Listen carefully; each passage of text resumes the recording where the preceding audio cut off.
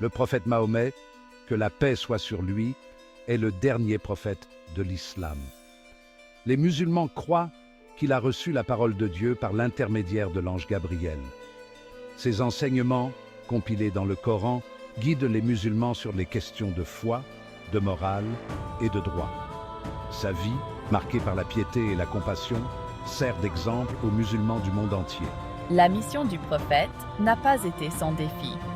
Il a été confronté à l'opposition et à la persécution, en particulier dans les premières années de son ministère. Malgré les épreuves, il est resté fidèle à son message de paix et de soumission à Dieu. L'histoire de la vie du prophète, y compris les événements entourant sa mort, est d'une importance capitale pour les musulmans. Ces événements offrent des leçons de foi, de patience et de la nature éphémère de ce monde. Lors de la conquête de Khaybar, une forteresse juive, une femme nommée Zainab bint al-Harith a présenté au prophète un mouton rôti. Elle avait empoisonné la viande, espérant l'assassiner. Ignorant ses intentions, le prophète prit une bouchée mais remarqua immédiatement que quelque chose n'allait pas. Il recracha rapidement la bouchée empoisonnée. Un de ses compagnons, Bishr ibn al-Bara, a également mangé du mouton et est mort sur le coup du poison. Le prophète, bien qu'il ait recraché la viande, avait ingéré une partie du poison.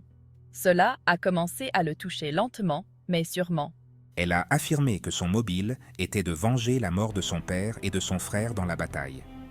Le prophète, malgré l'attentat contre sa vie, a fait preuve de miséricorde et a choisi de ne pas la punir. Zainab a été capturée et a avoué son crime. Le poison, bien que non mortel sur le coup, a eu un impact durable sur la santé du prophète. Il a souffert de crises de maladie et de douleurs dans les années qui ont suivi. L'incident de Khaybar aurait contribué à sa mort éventuelle.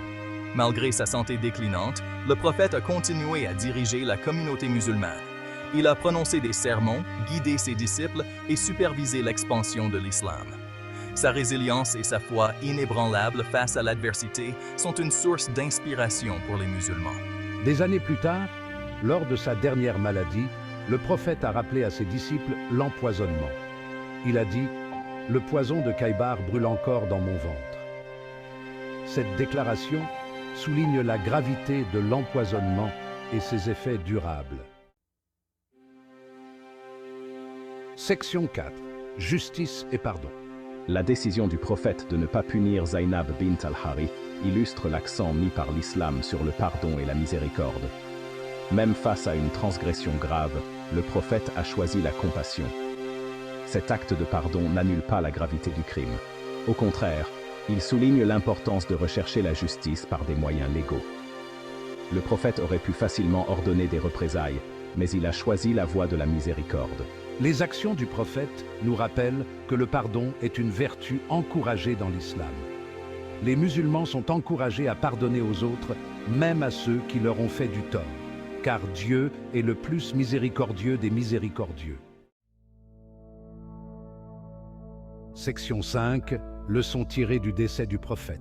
L'histoire de l'empoisonnement du prophète et de sa mort éventuelle offre plusieurs leçons importantes pour les musulmans. Patience et persévérance. Malgré la souffrance, le prophète est resté patient et inébranlable dans sa mission. Pardon et miséricorde. La décision du prophète de pardonner à Zainab souligne l'importance de ses vertus. Confiance dans le plan de Dieu. Les événements entourant la mort du prophète soulignent l'importance d'accepter la volonté de Dieu. La vie et l'héritage du prophète continuent d'inspirer les musulmans du monde entier. Ses enseignements, y compris les leçons tirées de sa mort, apportent conseil et réconfort à des millions de personnes. L'histoire du mouton empoisonné nous rappelle l'humanité du prophète et sa foi inébranlable face à l'adversité.